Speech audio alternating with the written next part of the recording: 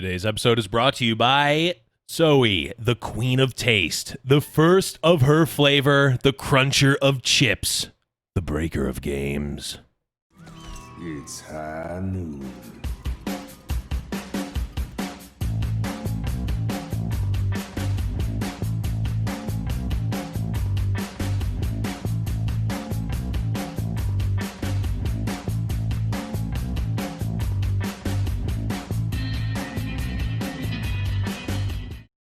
Hello, everyone, and welcome to High Noon Podcast, the competitive Overwatch podcast. I'm your host, The Blevins. With me, as always, is Deathblow. What's up, buddy?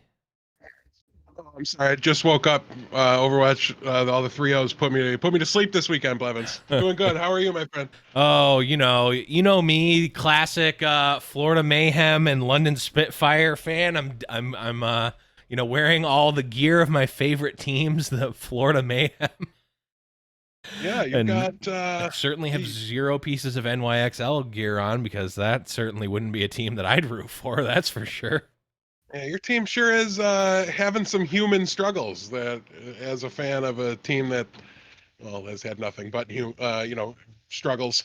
That's true. Pretty happy to see that. So yeah. No, not happy at all, which is why I'm great. donning, of course, my all-time favorite team, the Florida Mayhem's jersey. Speaking of donning jerseys, though, I know we've talked about it, and Yes. because I kind of gave them some crap for it, it's on the way. My Houston jersey, out of nowhere, they updated it, said it was shipped, gave me tracking info. That's awesome. So if you are also waiting on any backlogged, absurdly large 4-person family size tent size clothing to make it to you, it should hopefully be getting released pretty soon. So I was really glad that I didn't need to go find out how to contact support or something like that in order to get it resolved. So yeah, I just wanted to make sure I remembered that. You'll probably see it next week or something like that, depending on how long it takes me to pick it up from my parents' house. Yeah. Well, and I mean, we've talked about it a number of times, but I feel like it's worth bringing up that the season 3 jerseys, the staple pigeon ones, are super top tier quality and are awesome. If you were, we've had a couple of people actually reach out and ask, and full transparency, we're not sponsored or anything. We benefit nothing from these selling these jerseys. They are just a great jersey that I highly recommend if you are in the market for buying a high quality jersey and you have the funds to do it. I would say it is an expensive piece for sure, but it is worth you are getting what you paid for. Yeah, having seen both the old ones, the new ones, all the different iterations, given the choice at the lowest price points they've ever been at, I'm buying the new version of the jerseys every time. Yeah. So hopefully they stick with them and that manufacturer going forward. I think it'll be good. I do like the alt jerseys too. I'm wearing the Florida Mayhem one now. Visually very nice. Visually nice, but it's a different tier of quality. I got this one on sale. Like when the alt ones go on sale and they're like, $40 or $50 or whatever, then I would say, okay, you're getting closer to it being worth it. But like the premium season 3 jerseys it's where it's at. So premium.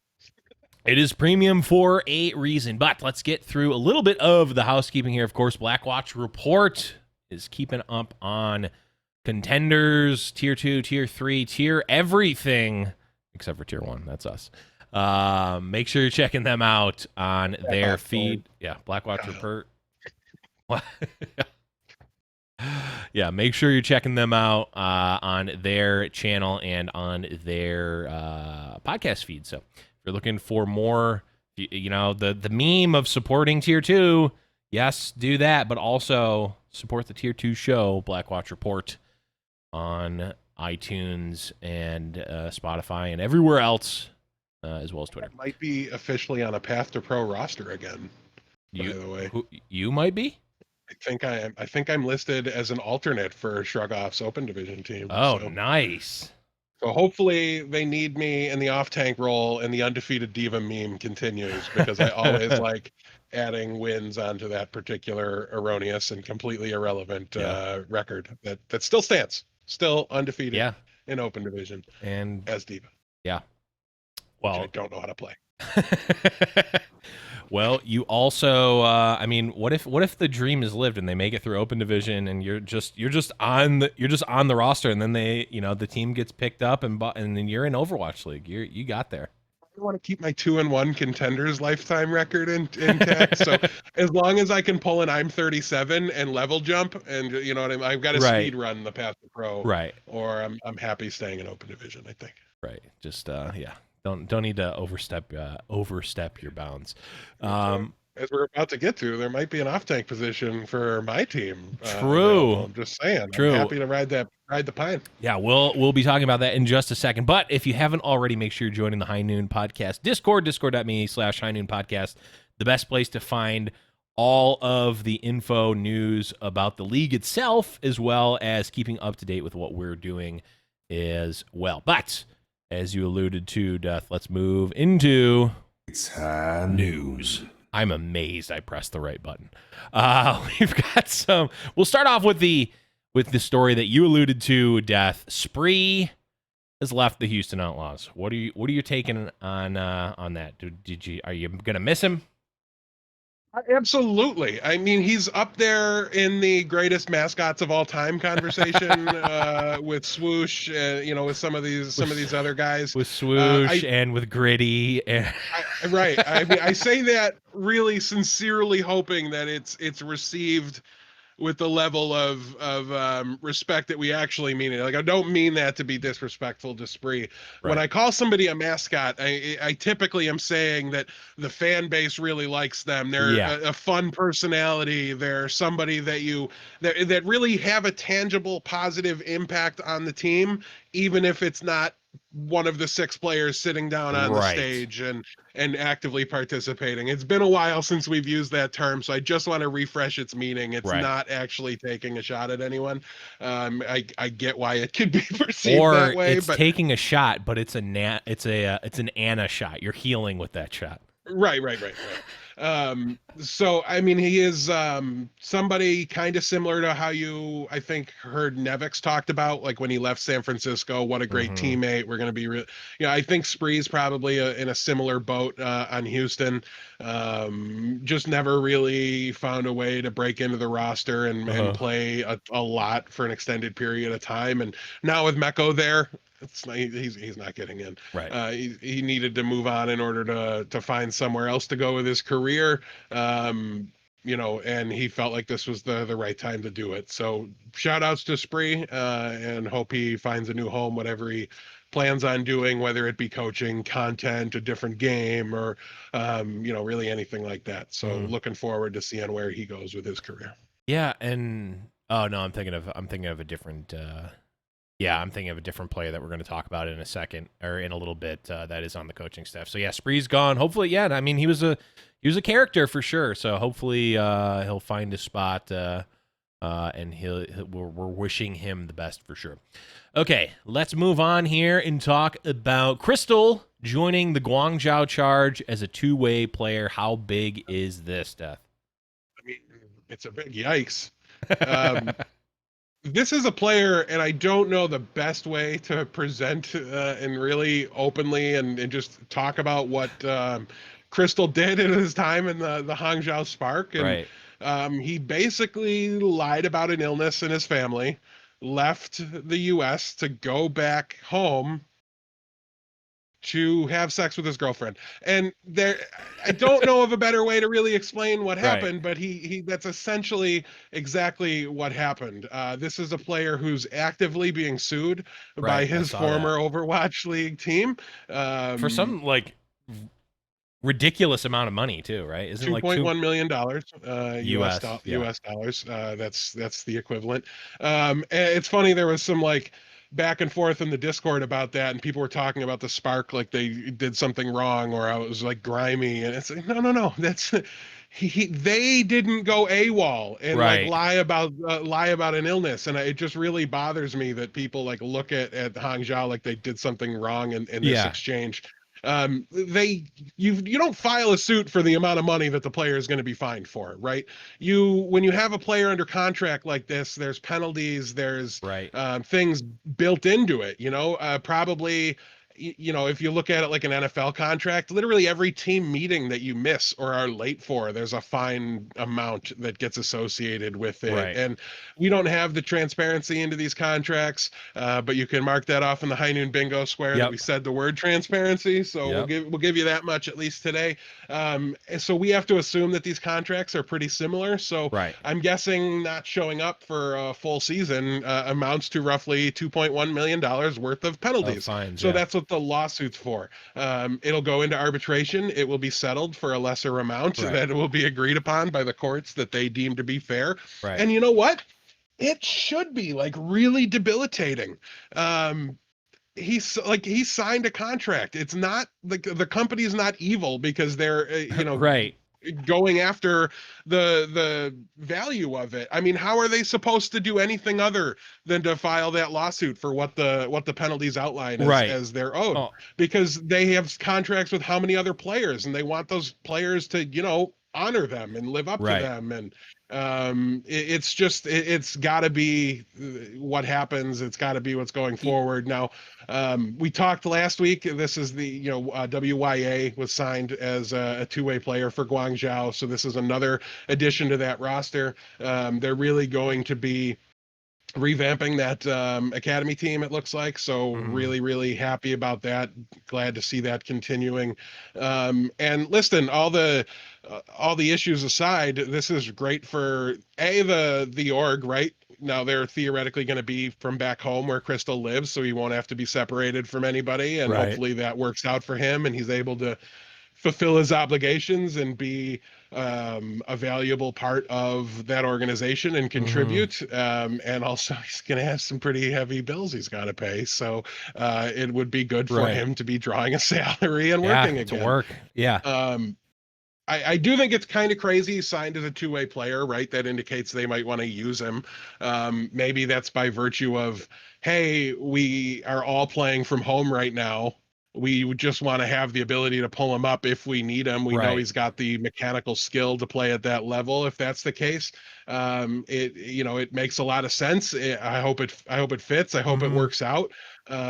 These are really young kids, and I don't have too much sympathy when they have to deal with the consequences of their horrible, not really horrible, but just their actions, right? Like Right. the decisions he made. He's got to live up with them. I don't have too much sympathy for that, but I also don't think it should be career ending, or I don't think he should be blacklisted. But if Well, I'm an org and I'm yeah. auditioning players and trialing players and somebody's got that on their record, that to me is like, yeah, I'm not even bringing them in for a tryout. What's the point? Right. So Shame. interesting Yeah. to see how Fool it me plays once. out. Yeah. There's a lot of incentive for Crystal to keep his head down, do his job, and just be a productive member of the organization. So hopefully that's exactly Yeah. what happens. The way I think about it is like, and again, I don't know all the details on this. So if I say something that is factually incorrect, just chalk it up to my ignorance on the topic, not me trying to change anything. If he signed a contract to, let's take away the fact that it's esports and that it's Overwatch League, because I think a lot of times, and the people that are like, oh, this evil organization is doing this, and this, it's like, let's take away the fact that it's esports and that it's video games and that it's I mean, 18 is young, obviously, but like, you're an adult, right? You signed a contract, etc. Let's just take away the fact that it's esports and that he signed a contract, was hired for a job, right? Under these, stipulations. Now, is it a normal job? No, it's an unconventional job for sure, but a job nonetheless. Contract was signed, et cetera, et cetera. You were paid to work under certain conditions, right? And what effectively happened, by my understanding, is he didn't work for and lied about the reason that he didn't work. So effectively, he's getting paid for something he didn't do, which is, you can look at it as theft in a way, right? Like, when I worked at the grocery store, people would, punch in and then just not do anything, right? And it's like, okay, well, they're just slacking. Well, the company views that as stealing because we're paying you for being here, but you're not actually doing what you're being paid to do, right? You can think of that as stealing. At least that's a way to think about theft. it. That's the Time that's the theft, terminology right? they use. Yep. And I remember thinking when I first started working there, when I was 17 years old or whatever, you know, younger than these kids, I was like, that's such a weird way to think about it. But then you think about it for 2 seconds, it's like, okay, that makes sense, right? And this is like time theft on a much larger scale and more elaborate than that. So like, yeah, is it a really large amount? Yes, but is it a reasonable amount? I mean, I don't know. I agree with what you said, Death. Like, yes, there's probably a lot of like line items that add up to this, and like there's a 99% chance it's going to be settled outside of court, not secretly, but like privately in arbitration. Yeah. Probably. Yeah. Which is basically court for what it's worth. Right, but not in a trial though. Yes. It's not like we're going to be seeing the attorney. Also worth noting, this is a contract. Yeah.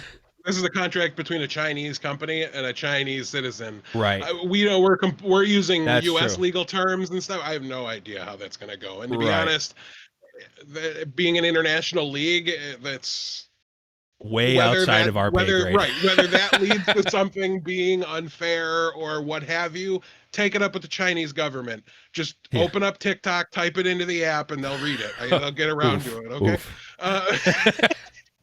But you know, it's just it is what it is. Right. And the only way I can look at it is from a U.S. perspective with my very limited understanding of the U.S. court system and how that works and how our contract law is. If there's more to it than that, like I said, that's between the Chinese people and the Chinese government and above my pay grade of $0. Yeah.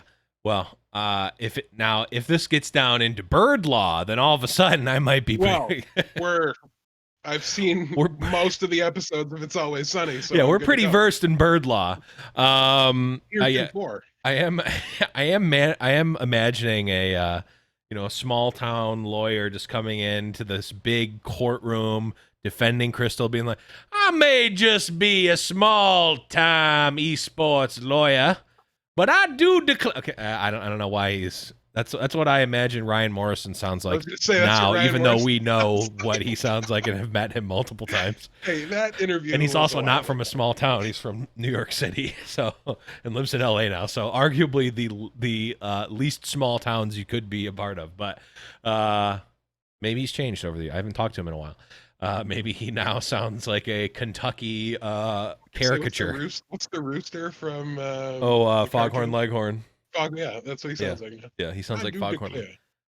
When I say, I do not think that this man deserves to be sued for $2.1 million. That's probably offensive to someone.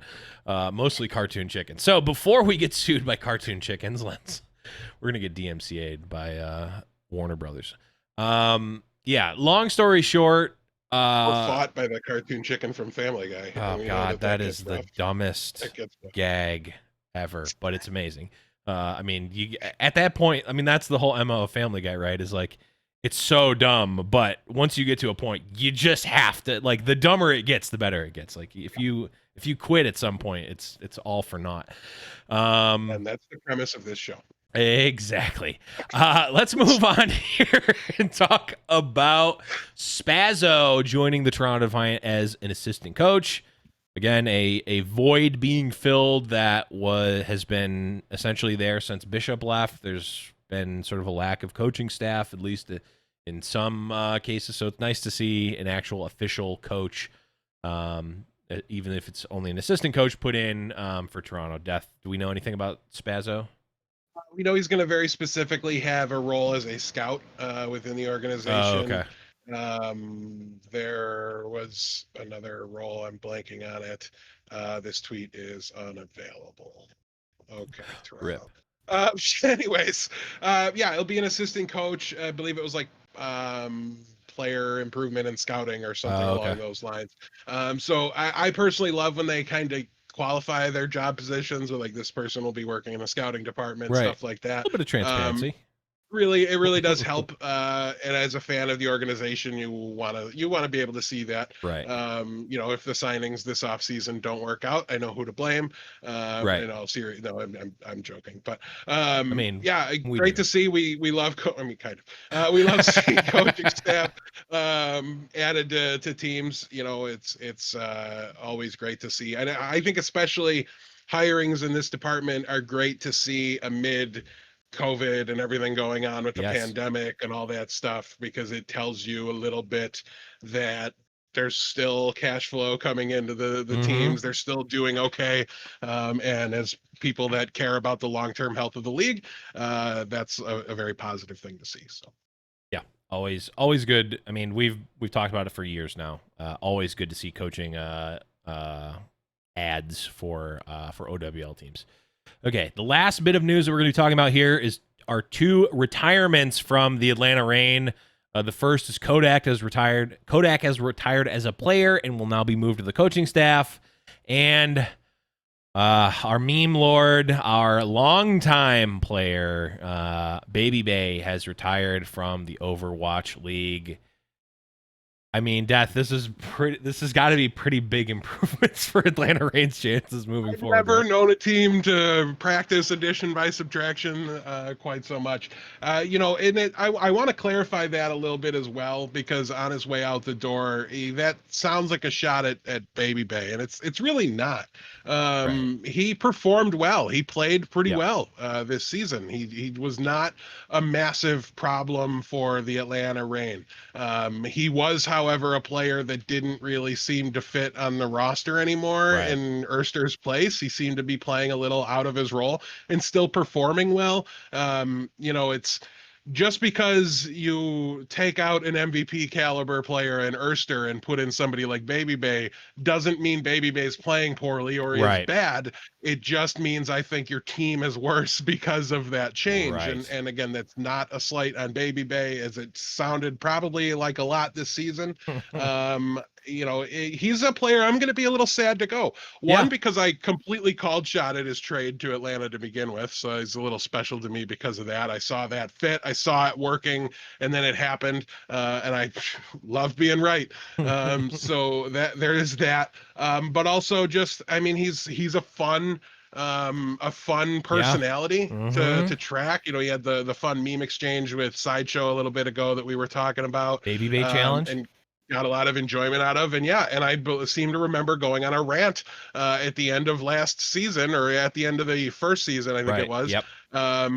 when they did the Dennis Holeko Award, Yeah. and they gave it to Mickey. I wanted it to go to BabyBay Yeah. because he did he had the BabyBay challenge. He used this platform to raise awareness on an issue, and Yeah. did it in a very productive and positive way. Mm-hmm. Got me to take a selfie. That That doesn't is happen. very rare. Um, Very rare. it's yeah, like it just doesn't happen.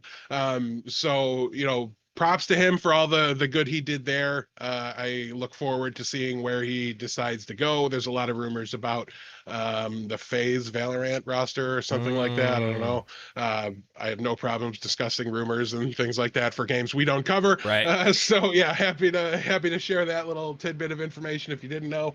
That seems to be a logical fit. I don't know if that's where Corey went or not, It but is. you might see him with some other Overwatch League faces. So I honestly, I think that's great if we can get Hip over there, and everybody that's ever, or Sinatra, everybody that's retired from Overwatch League, so Uh-huh. there can be one Valorant roster I can go watch on occasion and see Yeah. how these guys are doing. Would Yep. be much appreciated. Not going to happen, but yeah. So as far as the flip side of this coin, Kodak is somebody that it's a second time leaving the Atlanta Reign Right. roster. He was signed and cut before, moved back down to tier 2, and then brought back up. Didn't really seem to just do much for the roster. They used him at one point earlier in the year in kind of a double flex support situation, Mm-hmm. and honestly, I just think Massa is so good at Overwatch that you should probably just put him on Baptiste, and you'd Right. probably be better off for it.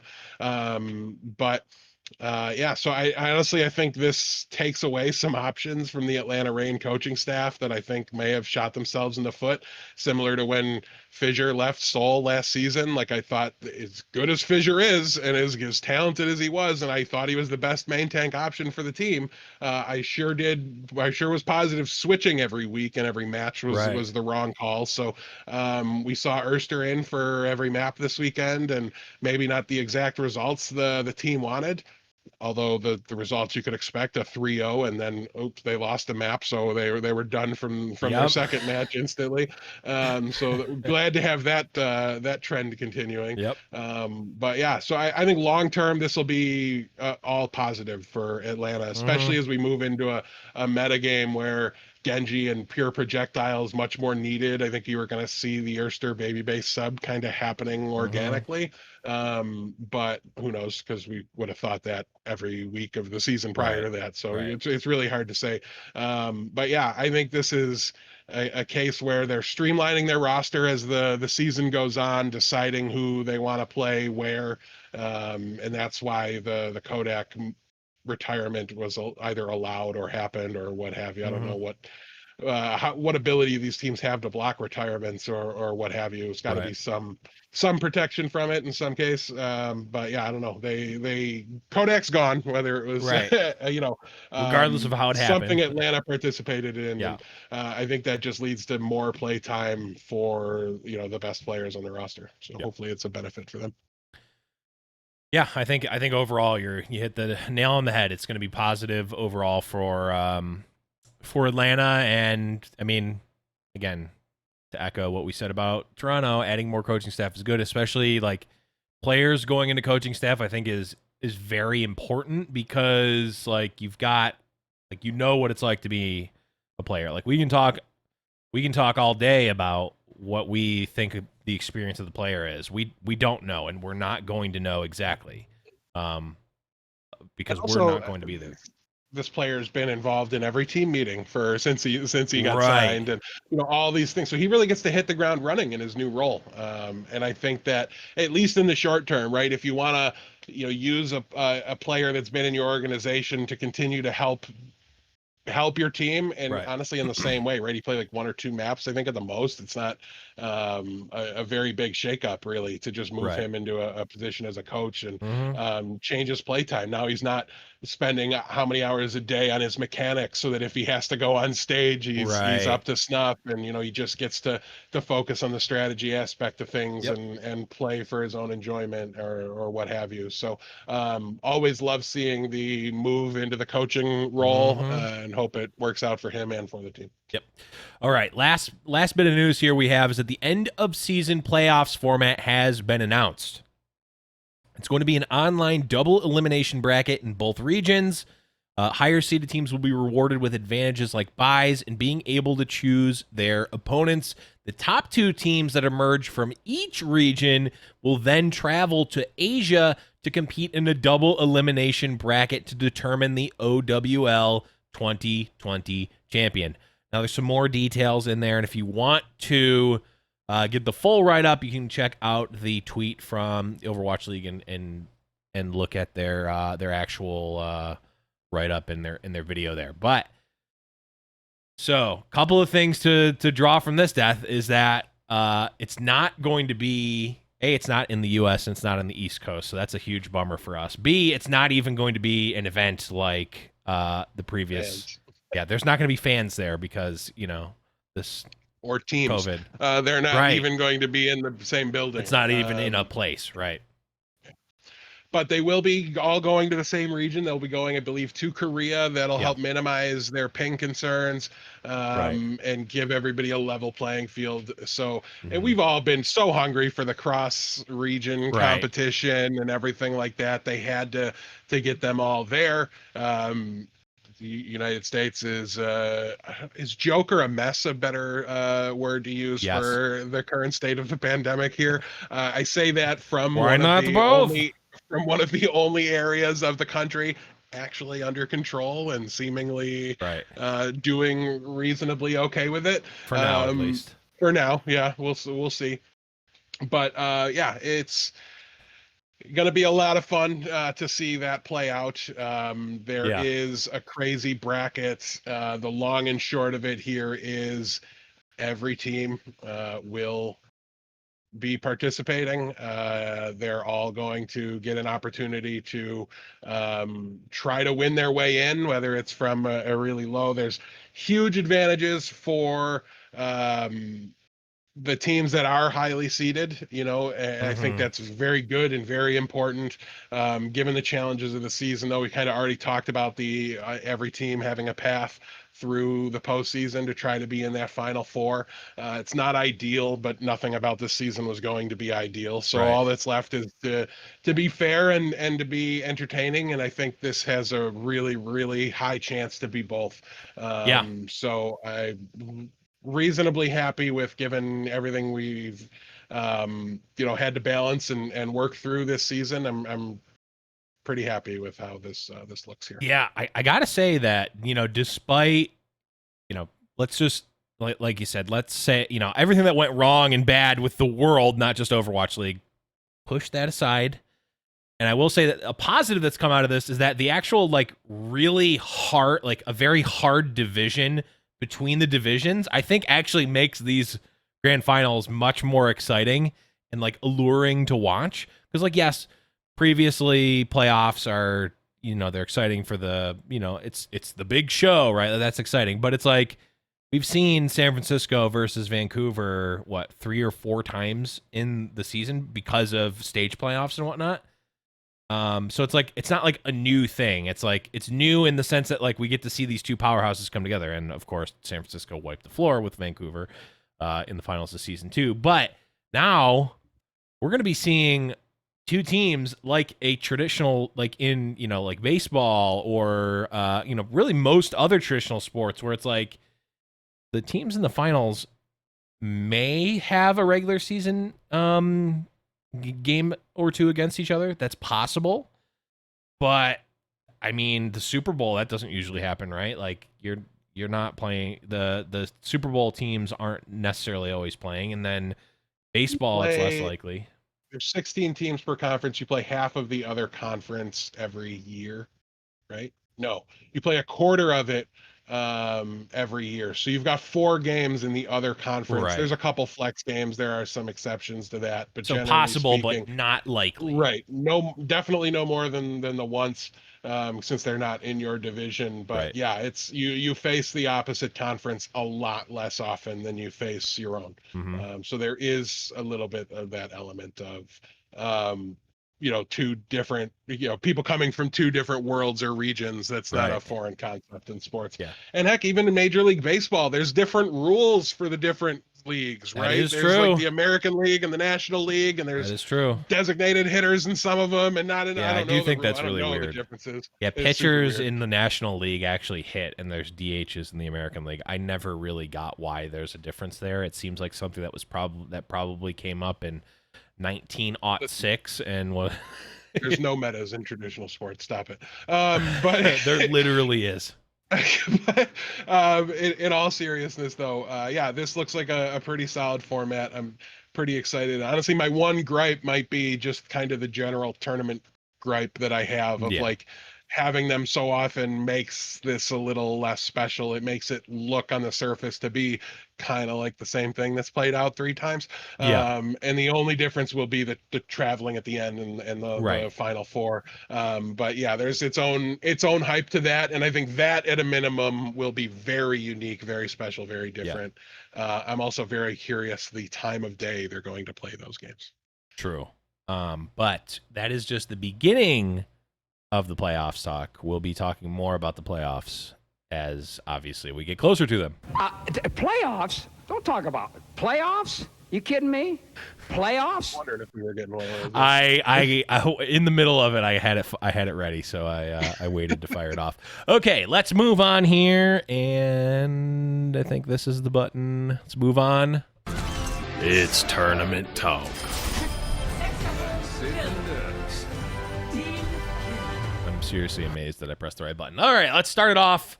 First match of the week, we had Paris Eternal versus the Vancouver Titans. Paris took that one down 3-2. 3-0. Dallas Fuel took out Houston Outlaws 3-2. Hangzhou Spark wins 3-0 versus the Seoul Dynasty. Guangzhou Charge wins 3-1 versus the London Spitfire. Chengdu Hunters take out NYXL 3-2. Man, I'm glad I'm not a fan of that team. That's an embarrassing loss. LA Gladiators win 3-0 versus the Vancouver Titans. Toronto Defiant, my true team, gets a 3-0 victory versus Washington Justice. With the Florida shirt and London hat on. Hey, my Toronto jersey is being washed right now. The Florida jersey was in front of the Toronto one, so I just picked that one instead. San Francisco Shock get the 3-0 victory versus Boston Uprising, and I know we had some special role swaps in that one. That's an oof right there. Worse than either of our oofs on the weekend was that one. Yeah. So. Atlanta Reign takes the 3-0 victory versus Los Angeles Valiant. Paris Eternal wins 3-0 versus Toronto Defiant. Florida Mayhem wins 3-1 versus Atlanta Reign. Again, continuing the Atlanta can only win in 3-0s. And then LA Valiant rounds out the week with a 3-0 victory over the Boston Uprising. So, Death, where do you want to start on this? Man, so many 3-0s this week. Yeah, let's not talk much about those. I mean, can we talk about 8 how 3-0s. the schedule is made like 3 weeks ahead of the matches and we still get games this bad? There's no balance. The balance is shot. The ability to play everybody an even number of times. What are you doing scheduling so many bad matches? Not all of them you could know, right? You can't know Hangzhou versus Seoul is going to be brutal. Right. You can't know, but you can know that Paris versus Vancouver's probably going to be pretty tough. You can know, I don't know, Toronto versus Washington might have not been too far out of the. I don't think. Like, yeah. San Francisco. I mean, some of them, sure, you can't know, but like. It feels like they could do a better job making the schedule. Do they? Especially since they're doing it partway through, like. But how much of it is to make compelling matches, and how much of it is to we need the teams to play a certain number of times versus the other teams? I think that's already out the window, right? Like you can't have Probably. because so much of it was spent, trying to isolate the regions within North America so that way the ping was consistent, and like so much of that was done, and then some of the Asian teams were involved early on and other ones weren't, and like that to me feels like it's been shot. It feels like it's not been talked about, and in large part because it's just out the window gone. and there's gone. Nothing left to talk about. It's gone. Right. So why bring it up and remind people that that's there? So I don't know. At the end of the day, again, I don't want to harp on it too much because there's a fair few of these here that you wouldn't have viewed as stomps going into it, and maybe shouldn't have been, and that would have really fixed it up. And it's hard to completely avoid it, right? You can't just oh well, we're only going to play are bad. team. Right. It's going to happen. But man, it was like. The entirety of Saturday, why watch it? Why? Right. I literally fell asleep partway through match number 2 and only had to catch up on match number 3 because let's talk about match number 3, Blevins. The San Francisco Shock versus the Boston Uprising. The ultimate BM move ever. Super played Genji for the San Francisco Shock, and the Boston Uprising proved to be exactly what I thought they would be in this meta game, and that is completely and woefully ill-equipped to field the heroes that a competitive team needs to be able to play in this meta. They don't have a main tank that can touch Winston at an adequate level. They don't have DPS players that can play any of the main meta DPS, right? Outside of like the Ash McCree stuff, Jerry's good there, but honestly, so is Color Hex. So what's the other guy gonna do? Like, they don't have a projectile player. They don't have anybody that can even come remotely close to a passable Genji. They don't have anybody I've seen play Sombra at a decent level. Like who would play Doomfist on that roster, right? Like just anything that you saw happen this weekend, Boston just doesn't have it. And that's kind of what comes from building a roster with no intentions of winning games and things like that. When you're the contenders team, then Congratulations. There's a lot of contenders teams. That No, would I mean be contenders better in the equipped. sense that you're the Owl Academy team is what you are. Right, kind of. But nobody would sign any of their players right now Right. because they wouldn't be able to use them outside Myungbong. Please Right. free Myungbong. But yeah, I mean, it's just, and what's insane, and I was hoping I'd be able to pull up stats on it, and I'll still continue to try to. Super performed so well on the Genji that you're literally left to question whether or not it's the plan going forward. Right? Like, because when you're looking at this metagame, maybe this week is the wrong time to say it because you've got Reinhardt seeing a little more play than I thought he would, Right. but honestly, I think that's an oversight, right? As the meta matures next week, I think you'll see more dive, less of the other ones. But I mean, he actually kind of just did well enough that you've really got to look at it and say, hey, looking at the rest of the roster, there's not, like, Architect was the Genji player, and he's now on Hangzhou Spark. They moved him. Right. Even the other players they lost didn't have it, right? Like Sinatra was never a Genji player. So who on this team is going to pick it up and do it? And apparently they had internal scrims where just let's find out who our Genji player Right. is, like tryouts almost for the maybe he won it. I'd be mortified to think that that's the case. But he's been streaming it a ton. He's been playing it, and whether I that's just mean, because it's fun, yeah. and he wanted to, be well set up for this meme game against Boston. Who knows? We'll find out. But Yeah. um, Well, yeah, I don't know. I just wanted to throw it out there that like he yeah. actually performed statistically well enough that you really honestly need to question it. When you think about it, is a sword that much different than a giant hammer? I mean, really, it's Yeah, swinging. yeah. So, Yes. I The answer is yeah. yeah, it is. But But like it's let's put it into perspective, right? okay. If I look all time on the season at Genji stats, final blows per 10 minutes, where on the list does Super need to fall for you to get actively nauseous? It would have to be. It's got to be top 10, right? If it. He's third place. So let's look at eliminations per 10 minutes. Okay, he's Okay. in second place. Wow. Hero damage per 10 minutes, fourth place. Solo kills per 10 minutes. Okay, I see your point. But he's not, crazy far down on the list either, right? He's Right. above Architect. He's Yeah. above Fleta, Haxall, Erster. Okay, like he's got one match, and it's per 10 minutes, and it's and it's also against against Boston. trash. Yeah. Right, it's against Boston, but like it should have been worse than that, even with it's Boston and it's one match, and it should have gone worse than that. So, Right. like, honest to God, props to Super. There's a lot of main tank players. The only main tank player I think that could have switched over and acquitted themselves better under these circumstances is probably Hydration. Why? Because he was a projectile Right. DPS player, Right. 4 months ago. Yeah. And it's just a hero squarely in his hero pool. So it was a phenomenal meme. It was hysterical, and it was only enhanced by the fact that you can now look at season-long stats for Right. 10 minutes and see Super's name in the top 3 on Genji, and Yeah. just I was very impressed by him, and I wanted to just at least spend 2 minutes theorizing that it could actually be that Super is their Genji player. I mean, I don't think that's a good sign for San Francisco in this meta if right. it's true.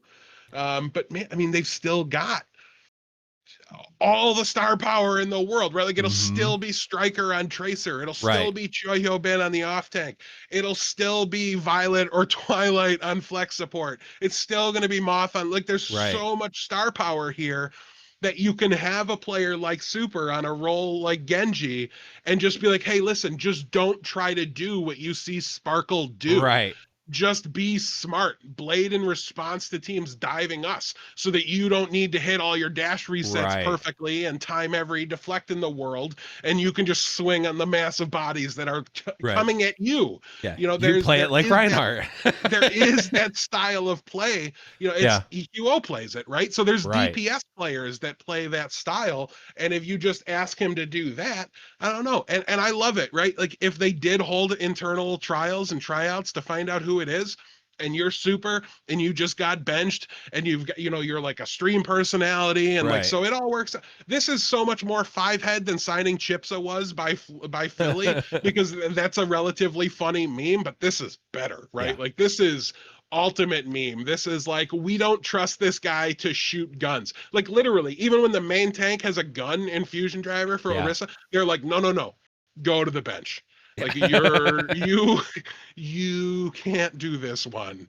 Like he's not even their Winston player. Like his Winston Right. aim isn't even good enough, but he can handle the Yeah. Genji. So yeah, this is great. I hope it's the case that he plays. I hope they just roll through first placing the tournament with Super on Genji the whole way. It That would would be be like a sweet. dream come true. Yeah.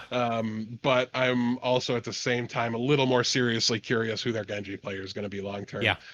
Because it was always kind of the one role when they let Architect go.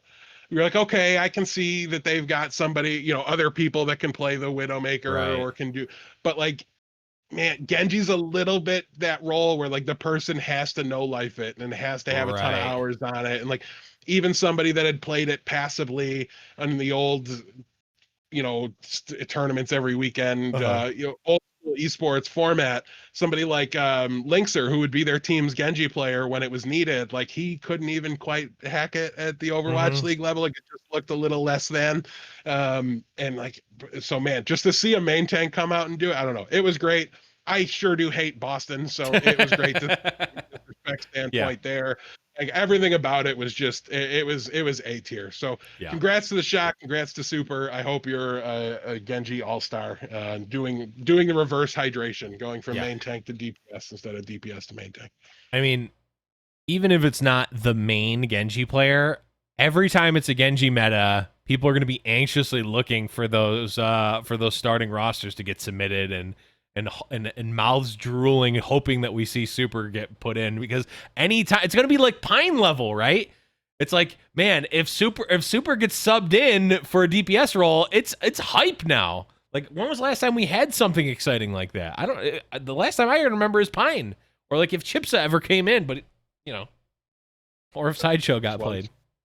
And like it was all made better by like, and they brought this up on the broadcast, and that's how I found it. But like Gods tweeted a couple days ago, weeks ago even. Why does every main tank player think they have a nasty Genji? Dude, go Orisa and shut up. The response by Krusty was, "Bro, that's what I want to say." Uh, and then he's starting Super on the Genji role, Yeah. like a week and a half The later. backstory makes it even better. Just phenomenal. Yeah, like it was great. Yeah. All right. Well, that was more airtime than any 3-0's ever gotten on this show, but True. I think they deserved it. So let's look at some of the competitive ones, and I think that's where me and you start to get kind of upset. Yes. Houston versus Dallas. They were both reverse sweeps. By Yep. the way, these two games, the New York and the Houston games, really, really entertaining, if not prime examples of pristine Overwatch. I was a little disappointed by the just number of mistakes from Houston. Specifically, I thought like, and they won the map too, which is kind of crazy. But like hydration looked really rough to me on the Winston roll, specifically on Volskaya when they were attacking point one. It took them kind of a while to break it, and then they did steamroll and get point two fast with a good time bank. So it's easy to overlook that, but it just really felt to me like hydration was just kind of like leaping into a doorway where the entire team was, and then would just get shredded. And it just felt like he kept running that strategy back over and over again, like it was maybe gonna get him somewhere this next time. So that was a little tough to see. I really would love to see Houston go to Muma in the pure Winston scenarios. He's Right. so good at that hero, and he's not even the kind of player where you need to worry overly too much about like synergy issues with it, right? Because he's very much so a solo operator. You think to the Mhm. Eichenwald play, right? Like the Muma's Grand Adventure that he had, where he pops his ultimate and is just like slaying people, and it was just insane what he's able to do sometimes Mhm. on that hero. So I'd really like to see them go to him. I think no matter what you do at the end of this season, the Outlaws are going to be looking for a new main tank player. Right. And so I don't know. I get the logic though, right? Like, well, it's kind of close, right? Like if they think it's kind of close between Hydration and Muma, and like every team's making the playoffs, so don't you just Right. get Hydration better than Muma on everything, so that Right. way when we're there, hey, I get it. But until I hear that reasoning come from them, I just look at this as like, oh, we lost to Dallas again. Yeah. And I do think Houston's a slightly better team than Dallas, Mhm. though they're very much so in the same ballpark, which makes the rivalry, makes these kind of results more fun and more interesting. Yeah. But yeah, I don't know. It's hard to avoid the frustration or ignore the frustration as a fan when you see stuff like that and you see other teams willing to make that switch, and Mhm. some of them winning whole tournaments in Paris, that make that main tank swap. It might not be ideal, but neither's your roster at the moment, so make do with what you have is I Right. guess the lesson I'd come away from that with. um so yeah, I don't know, it's not too much takeaway, I don't think, from the Dallas versus Houston match. Houston talked about they made a couple of changes and strategy swap ups late in the week, and they thought that kind of may have contributed. And Harsha basically was like, "I hope people aren't blaming the players here. I kind of take this one on myself for those last minute tweaks, Mhm. disrupting things enough." And it was kind of rough. But again, I called this one going into it essentially a coin flip, and Yeah. it would be decided on how the Dallas DPS players kind of fit into the meta, and they found their home and they found out how they fit, and uh, they were able to make it work and pull it out.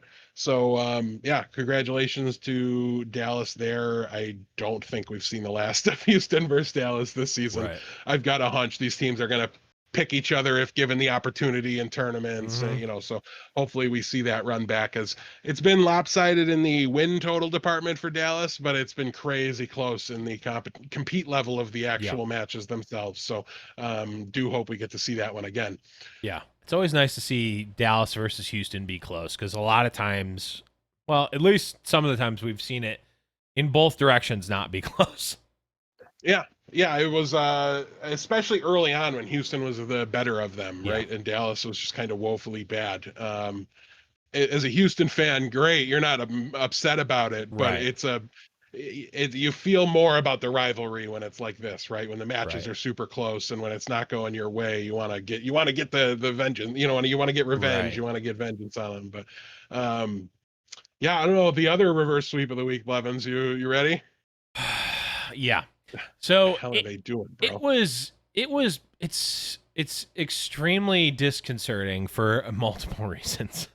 Because they start off pretty strong. I mean, they start off Rushed 2-0. them. Rushed them. Yeah. Like it wasn't like it was a back and forth, back and forth, back and forth. It was New York wins decisively in the first two, and then there's like a tipping point. Like they get to the top of the roller coaster in I think it was Numbani, and then it just like goes over and it's just downhill the whole time. Like it multiple times on the cast they're talking about a New York underestimating their opponents, which it seemed very much so that was the case. And the other thing that they brought up a number of times on the cast as well is in those last three matches, or at least the last two, Chengdu is doing their thing, right? They were running a Farah versus SBB on McCree. Like they don't care. They don't care what you should or shouldn't do. And I think throughout the course of the match, New York outthought or unthought, like they got bamboozled by it. Because like in the last match on I forget what map it was, but they brought it up like multiple times. Like this is a comp that theoretically is good against what Chengdu is doing, but this is not a good comp for New York to be running right now. Like, I don't know what you can do there, but it seemed very much so that New York did not prepare for this match at all. It I think seemed you're talking about on Lijiang Tower when they're like rolling out Nene on Junkrat and stuff like that. And that it's like is exactly what I'm talking about. You have Hacksaw, you have Who Are You, who are projectile players like there. What are you subbing in these players for if not to use them? I will say, yeah, it was really hard to make too much sense of this because it was like two completely different New Yorks. It was like it was like the first two maps were the regular season and the last two were the playoffs. Yeah. And it just Playoffs?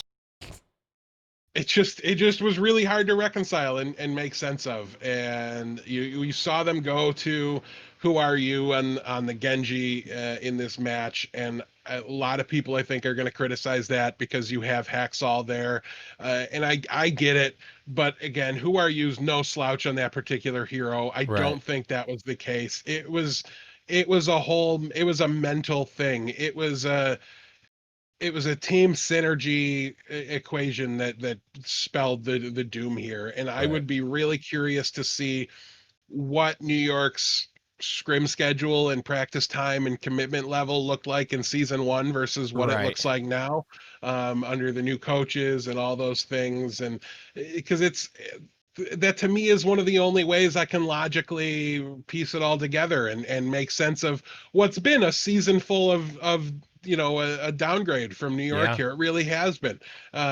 This represents a whole nother tier of failure and lack of living up to it than we've seen from them in the past, and really does open up the question to what are they now, right? Like, because they used to be the team that at the end of the day, whether they were equipped to go against Vancouver and San Francisco or not, they were the team that just didn't lose these games. Games here, Chengdu, the worst of the region, they didn't lose these games. That was what New York was. That's why their regular season record, even right now after this game, is as good as it is, right? Their place in the standings is fine. There's no reason to panic there. But if they've lost their ability to put away the truly bad teams that they can face against, I don't know what they are anymore. I really don't. And it opens the door to, I don't know who to pick when they come up in pick'ems anymore, because that was the one thing I always had, was like, until they show me that they've lost it to an extent where I can't trust them in these games anymore, I've just got to keep well, now they've shown it to me. They've put it out there. It's on tape, it's on paper. For a 6th spot in the standings to suffer this loss, they're plus 20 map differential overall. For them to lose this match was a little bit unheard of for the organization and with their history. It's just not something that's happened before.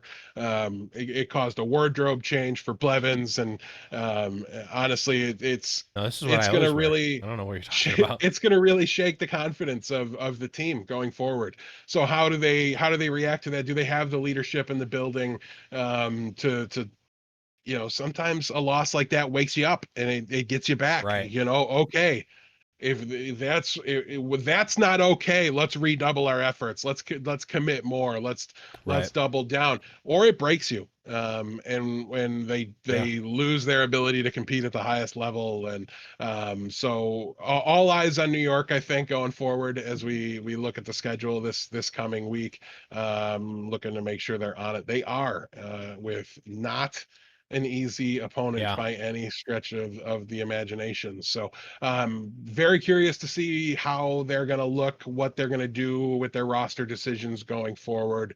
To me, I'm almost wondering if maybe it's time to see what Bianca has on the off tank. Is the Hotba experiment finally over? Is a shakeup like that enough?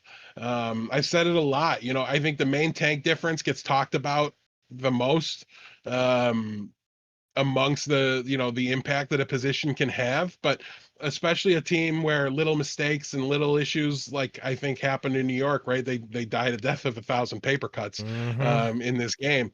So to me, the off tank can really bandage those issues better than most positions can. And if Hotba's not getting it done, not that he's playing horribly but maybe somebody else can come in and play a slightly different style and peel a little more for Jonak. So now all of a sudden he can pop off, because this happened with him on Zen. Like, that's to me Yeah. almost the most concerning thing, is he goes back to his signature MVP, all-star, skin in the game hero, and it still wasn't enough.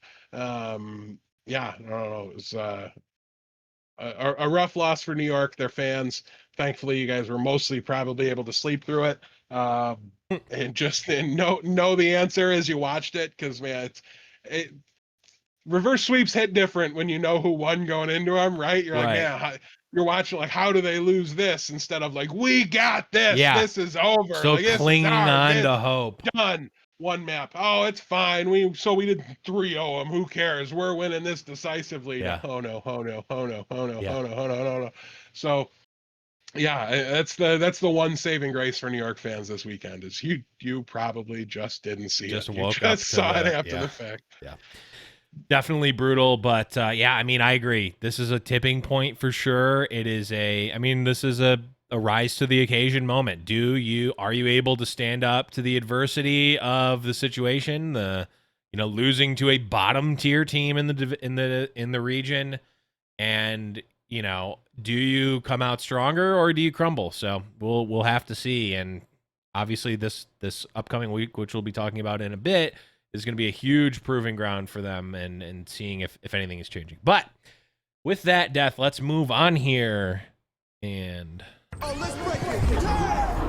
starting with the meta talk, Death, we have May, Widowmaker, Orisa, and Anna banned for this week.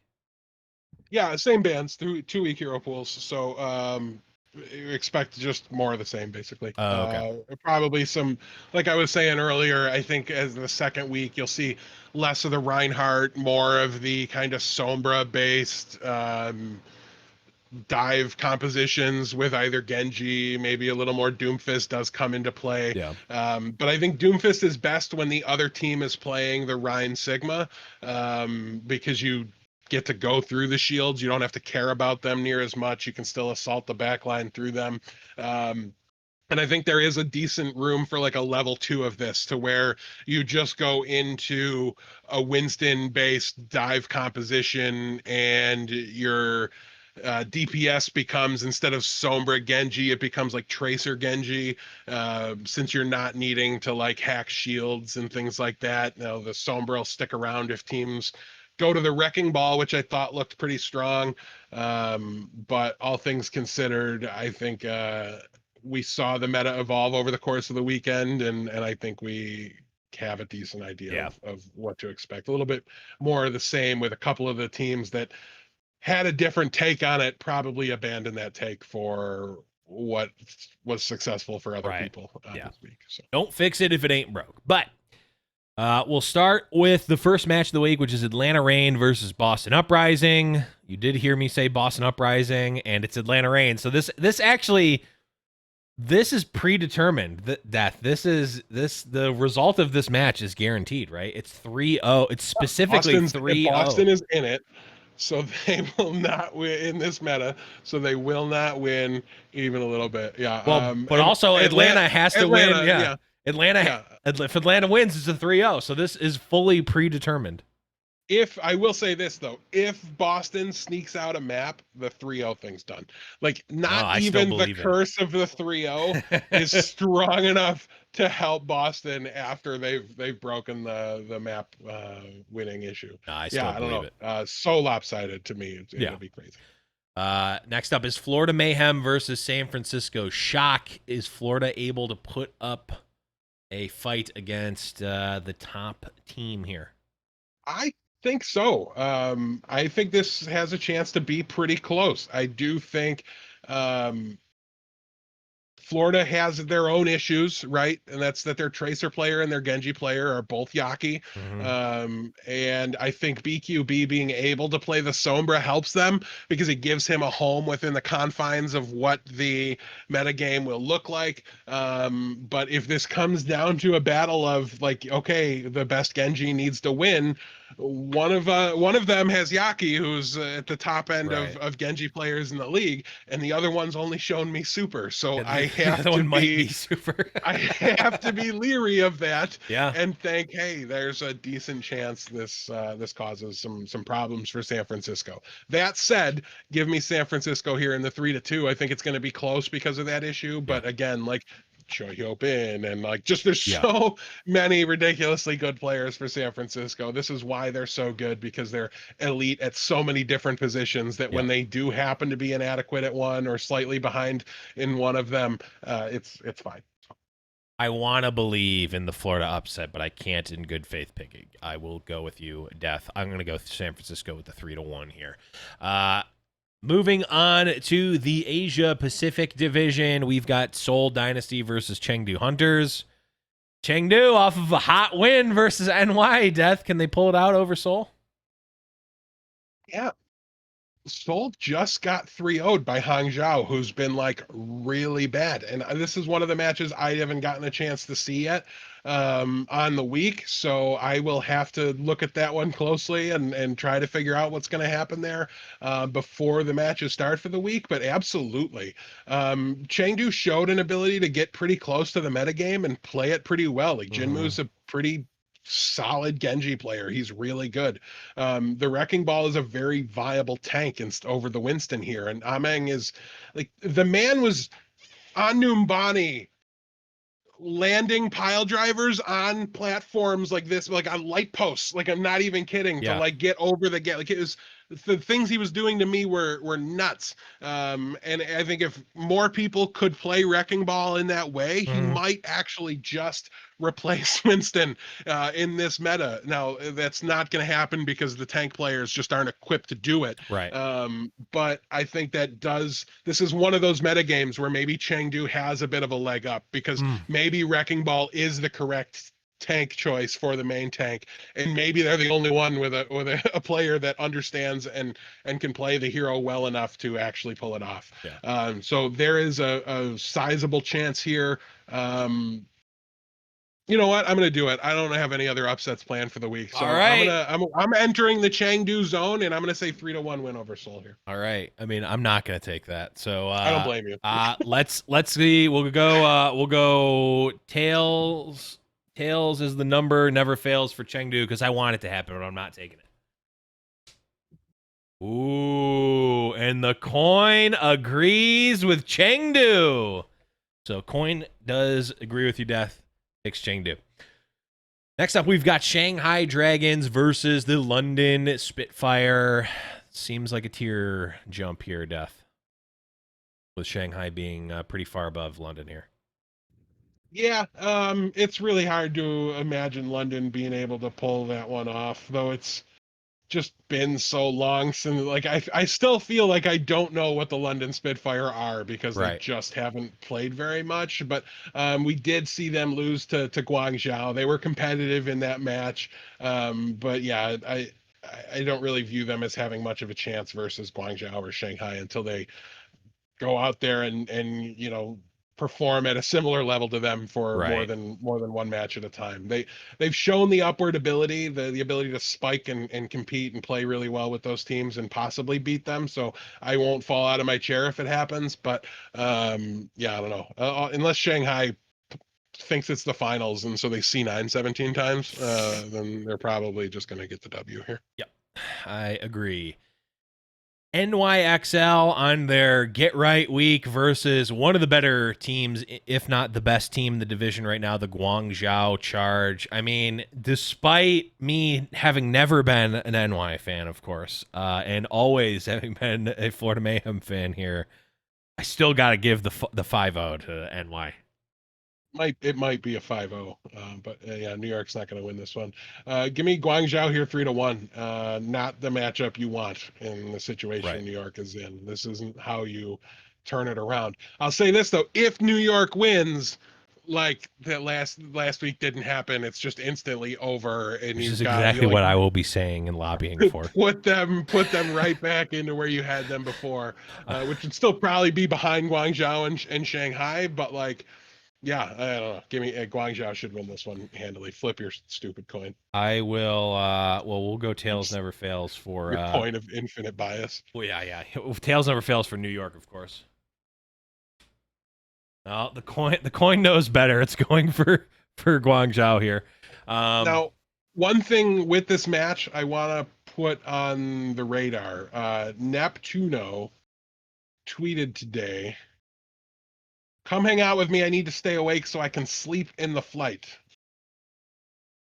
This is a man who's been in Spain because he hasn't been able to get a work visa to go back to China and live with and work in the country of China. Not a lot of reasons why people on planet Earth get on planes right now. One of the only reasons they do that for is because they have to for work. This might be a sign that Neptuno got his visa approved and is on his way back. Going back to Spain this week to get a new visa. It was 9 hours ago, he tweeted. Okay, so I'm not expecting him in this game. See, this is what happens when you see a tweet from 2 hours ago, but not the one from 7 hours before that. Right. So yeah, he's got to leave and then go back in order for his visa to be approved and take effect. And maybe that's what's happening. I thought he was in Spain for a while now, based off some other comments or something like that. I don't know. But anyways, it sounds like he's working towards getting back to being able to play for Guangzhou. Yeah. I jumped the gun. It won't be in this match here. But hopefully that does happen soon. They were starting him and they were using him as their starting main support when they had him. So I expect them to go back to that. Yep. Up next, we have the rematch of the grand finals from Season 2, San Francisco Shock versus Vancouver Titans. These teams are very different than they were now, but I don't imagine that this result will be very different, Death. Probably not, but again, if this is a battle of the Genji players, the best one resides on Vancouver. And the difference between even though there's like 4 tiers difference between these teams, this is very different than Boston, because even with Super on the Genji, the best Genji player resided on the San Francisco Shock roster. And if that's really the key to the whole metagame is that Genji player, and it very well might be, he's a tad bit overtuned if you haven't noticed. That could level the playing field and make this more competitive than we think. Yeah. So I'll give Vancouver a map and hope for like a 5-map match out of this one, because it would be fun and a crazy storyline to start the weekend or start the Saturday at least. But 3-1 San Francisco here for me. Yep. Next is Florida Mayhem versus Washington Justice. Tier gap here. Boy, is Washington pretty bad. Yep. Florida 3-0. Yep. Speaking of 3-0s, we've got Dallas Fuel versus the Boston Uprising. Yeah, one of these teams is a competitive Overwatch team, so Dallas 3-0. Yep. All right, on to potentially a closer match. Philadelphia Fusion versus the LA Gladiators. I said potentially for a reason. I shook my head for a reason. Give me Philly here, 3-0. The Gladiators are a crazy team right now. They get a little bit of the get-right action against Vancouver, and I think the way this metagame's playing out should be beneficial for them. Yeah. But this is Philly we're talking about here. This isn't a matchup where you kind of, this isn't one of those get right games. So they better have gotten all the way back to right against Vancouver in that 3-0 win if they want to even really compete here. Yeah. And the Gladiators are nothing more than a middle of the pack, not terrible team, but they sure do play like it sometimes, as the rest of the middle of the pack does too. Philly's proven to be better than that. I'll go 3-0 here for Philly. Okay. Great schedule again this weekend. Moving to Sunday, we've got in the APAC region, Chengdu versus Hangzhou. Who do you have, Death? Can I possibly predict them twice in a weekend? Wow. Is it possible? It is certainly on the table. I'll go Hangzhou because they beat Seoul instead of like and they did it convincingly, Yeah. is why I'm gonna go with them. And I've got to do it a little bit blind because I just haven't seen him enough. But man, I'm gonna go 3-2 here because I really do think if Chengdu just like stops the ridiculous Farah insanity and like Right. just says, okay, like Jinmu, you're really good at Genji, so play Genji. And like if they just start there, they're in such a better place. But yeah, Hangzhou 3-2, super close Yeah. game. Not the all stars of the region by any means, but it could be very competitive and very fun to watch. Yep. Okay. We move on here to Shanghai versus Seoul. What do you got? Man, Seoul got crushed by Hangzhou. It's not the playoffs. It's not the finals. The Shanghai will remember what the payload is. I'm confident. I'll go 3-1 because of just Yeah. how much talent is on the Seoul roster. But Mhm. yeah, it should be an easy win for Shanghai. Yep. Speaking, well, I don't know if this is I necessarily can't easy. wait for the off-topic conversations of will the Seoul Dynasty ever not be a massive, colossal disappointment? Like that's got to be one of the best off-season storylines that we're gonna have. That it's been since literally season one, since Yeah, literally game one of the Overwatch League. Yeah, I don't know if that's ever going to not be the case. But speaking of potentially massive colossal disappointments, we've got LA Gladiators again playing against the Paris Eternal. Does LA have a shot at all here? All right. it can be that simple, but really Paris's only weakness to me is the main tank, the need to switch. Hanbin is probably, for my money, the best Sigma player in the league, at least gun to my head right now while talking about Paris. What That's about what I Gator? want to say. I stand by my statement. Um, so yeah, I mean, and that's really the only weakness. And the Gladiators are like still trying to make Kevster feel comfortable and like kind of making do with pieces from former rosters that were good, and like Birdring's played really well, but like it just, does he stack up? Now he's got to compete against like Sparkle and Yeah. Eggsy and stuff, and like I just don't know that he holds up against such all-star DPS players. I think that might be the Gladiators' weakness, is when they go against these rosters that are headlined by the DPS stars, Yeah. that they just kind of fall apart. When they go against more balanced rosters, or when it becomes a battle of tank lines and support lines, then they're better off. Yeah. But yeah, Paris is going to win this one 3-1, I'll say, All right. because another 3-0 would upset me Yeah. horribly. But, well, Death, you might not like this next match then. We've got Toronto Defiant versus Philly Fusion. Is Toronto, has Toronto climbed up high enough into maybe the mid tier to put up a shot against Philly? But they are starting Sureforce. So if assuming that continues and never changes ever again, please, Toronto, we might start to see them actually meaningfully improve. Yeah. The tank battle's interesting. Beast was in this week over Numlocked, so I think that's going to be really interesting to look at going forward, how they handle that situation exactly. But no, hope to see Toronto be competitive, but you shouldn't. I'd be very surprised to see them win here. I'll go Philly 3-0 and hope I'm wrong. All right. Last match of the week, Death. Washington Justice versus your Houston Outlaws. What do you got? Houston 3-0. I really, Washington is second to the, like, honestly, I think they've fallen below even Vancouver in my mind at this point.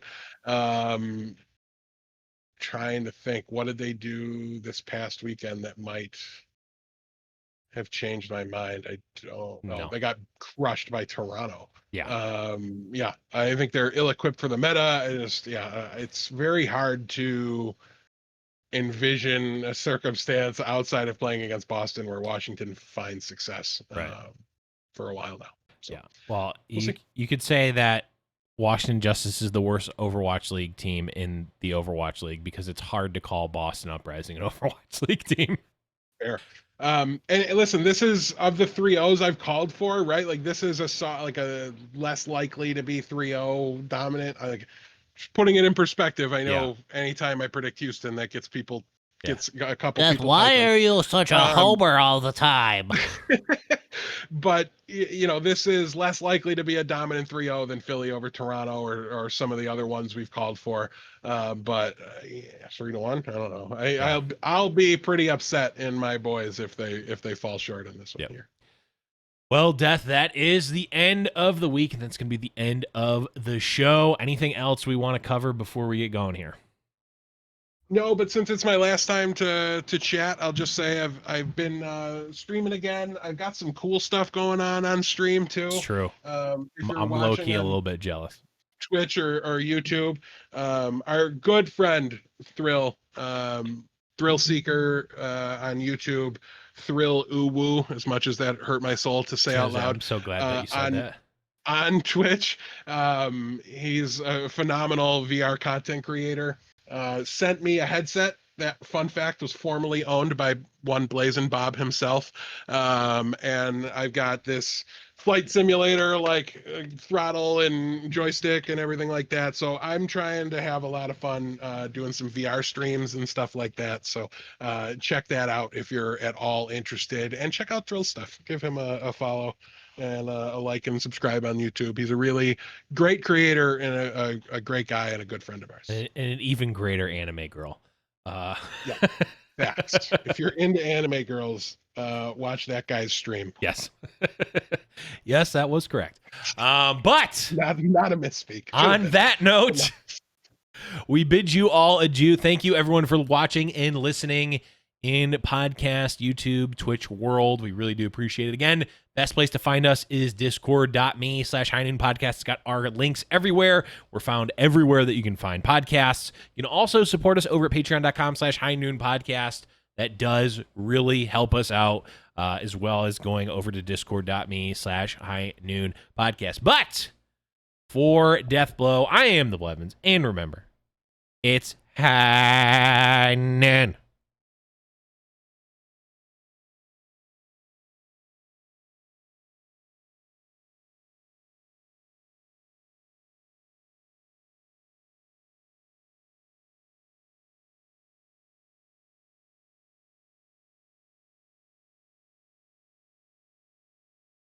What am I even gonna do if New York is like a bottom table team? Like, how do I live with myself like that? I don't. One day at a time, brother. How do you do it? I don't get it.